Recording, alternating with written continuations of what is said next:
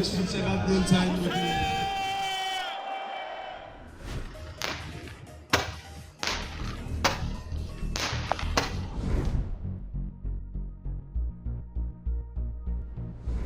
امیدواریم خداوند متعال زین واژگو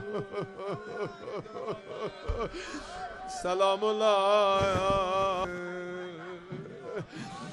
gedim balalarını.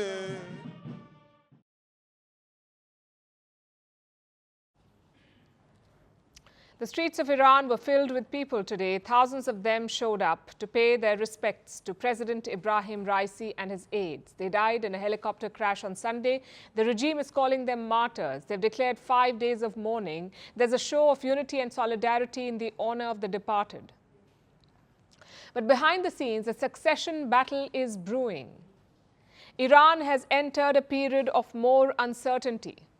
We'll discuss that tonight, starting with a recap of today's events. It was the day of funerals. The first ceremony took place in Tabriz, the region where Raisi's chopper crashed on Sunday. This is going to be a 3-day-long funeral. The procession will travel to 5 different cities. The final stop will be in Mashhad in northeast Iran. This is the president's birthplace, President Raisi's birthplace. This is where his remains will be laid to rest on Thursday. Iranian state TV released these pictures today. A crowd surrounded the vehicle carrying the coffins of President Ebrahim Raisi, Foreign Minister Hossein Amir Abdullahian, and 8 other aides who were with them. The coffins were draped in the Iranian flag. The mourners were clearly supporters of the regime. We were very saddened by the crash of the plane of our president and foreign minister. He worked hard for the country, and this news was really unfortunate.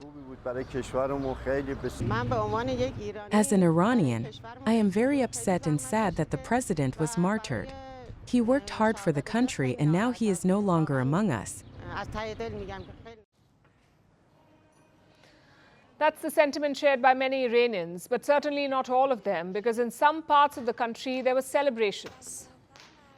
These are pictures from inside Iran. They show people celebrating on the streets, distributing sweets and setting off fireworks. A few even mocked Raisi on social media. They started a hashtag, Fall of the Butcher. That's a reference to Raisi, who was also called the Butcher of Tehran. He earned this nickname in the 1980s. That's when he served as a prosecutor in Tehran. He was part of a judicial commission. He had ordered the execution of thousands of critics, hence the name, the Butcher of Tehran. In 2021, when he became president, Raisi doubled down on these hardline policies. He tightened the morality laws of Iran. In 2022, he faced one of the largest protests in the history of the country. The death of 22-year-old Masha Amini sparked a mass uprising. She was killed in the custody of Iran's morality police for not wearing her hijab properly. The death sparked anger and outrage. President Raisi's response was a bloody crackdown. It led to the death of more than 500 protesters. Throughout this crisis, the president proved to be a trusted hand of the regime. He was personally mentored by Iran's supreme leader, Ayatollah Ali Khamenei. Now, Khamenei is 85 years old, so it was believed that Raisi would succeed him, that he would become Iran's next supreme leader. He had all the right credentials according to the religious regime, but his death has upended all those plans. With him gone, it's not clear who will succeed Ayatollah Khamenei. The next few weeks would be crucial. The decisions taken now will shape the future of Iran as well as that of the regime. As per the rules, fresh elections have been called. Raisi's successor will be picked on the 28th of June. Nominations will be filed between the 30th of May and the 3rd of June. And this will be a crucial election for Iran because the next president may also become the next supreme leader. And who would that person be? Many observers are putting their money on this man, Mojtaba Khamenei, the son of Ayatollah Ali Khamenei, the current supreme leader of Iran.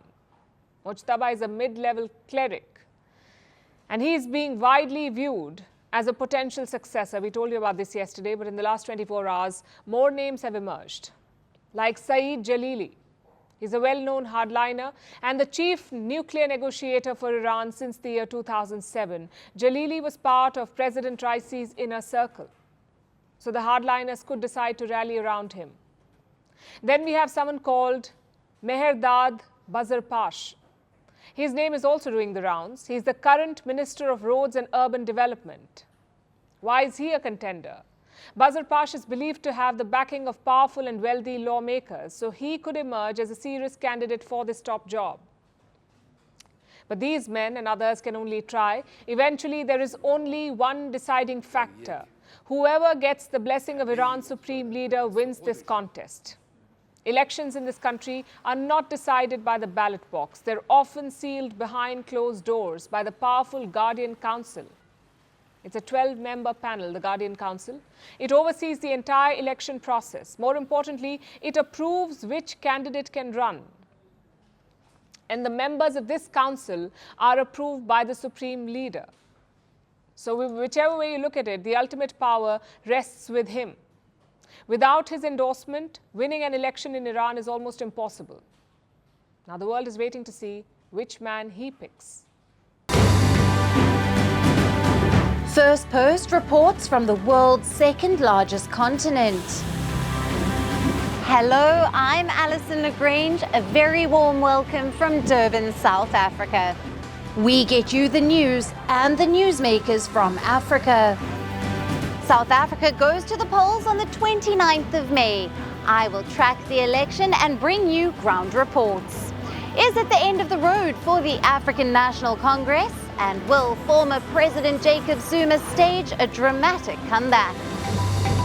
From elections to climate change to innovations and opportunities. As the world's attention shifts, we report from Africa, the heart of the global south. Join me every weekday live on Firstpost.